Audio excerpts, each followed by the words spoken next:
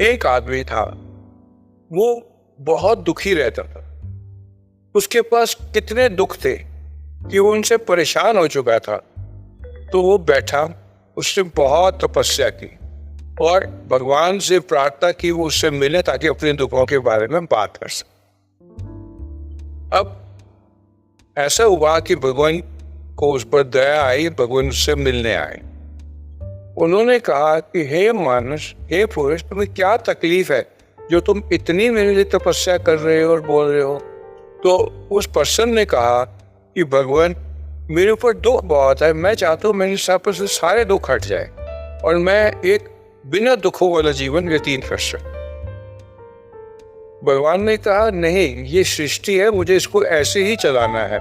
अगर आपके सारे दुख हट जाएंगे तो सुख क्या होता है इसकी आपको अनुभूति ही नहीं होगी। मैं इतना कर सकता हूँ कि तुम्हारे दुख जितने हैं उस सब एक हफ्ते के लिए आपसे हटा देता हूँ और एक हफ्ते बाद तुम्हें फिर लेने पड़े। अब उस पुरुष को कहा ये इतना ही ठीक है, एक हफ्ते तक मैं बिना दुखों के रह लेता हूँ। तो उन्होंने कहा ये कैसे होगा भगवान। तो भगवान ने उनको एक ब्लैक कलर का सूटकेस दिया।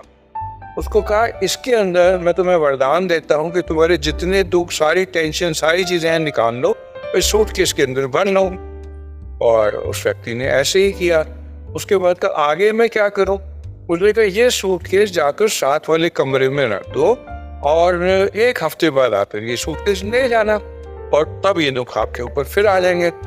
वो पर्सन बड़ा खुश हुआ और दौड़ते दौड़ते साथ वाले कमरे में गया। पर 5 मिनट में वापस भगवान के पास आ गया।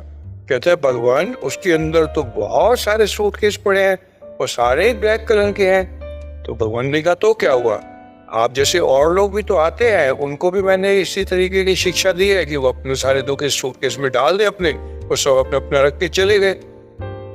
पर्सन ने कहा भगवान ये तो ठीक है, लेकिन एक हफ्ते बाद जब मैं वापस आऊंगा तो अपने सूटकेस को पहचानूंगा कैसे। भगवान ने कहा आपको अपना सूटकेस ले जाने की क्या जरूरत है, जो भी पड़े उठा के ले जाना। तो वो पर्सन सोच में पड़ गया। वो कहते हैं नहीं, मैं अपने दुख तो जानता हूँ कितने ले जा सकता हूँ, दूसरे के दुखों का मुझे आस नहीं है, हो सकता है वो मुझसे भी ज्यादा हो। तो भगवान मुस्कुरा दिए। उसने कहा पुरुष, भगवान ने कहा पुरुष, यही जीवन है, आपके साथ आपके दुख हैं, आपको उनके साथ निर्वाह करना है और आपको पता है इतने दुख हैं। और आपका साथ चलने वाला या आपके ऑफिस में काम करने वाला या आपके प्रोफेशन में कोई दूसरा कितना दुखी है ये आप नहीं जानते, क्योंकि वो फेस पे नहीं लाता। इसलिए जरूरी ये है कि आप अपने दुखों के साथ चलें और आप वेरी फैक्ट कि आप किसी दूसरे का दुख लेने को तैयार नहीं है, इसका मतलब है कि सब कॉन्शियसली आपको पता है कि आपसे ज्यादा दुखी भी कोई हो सकता है।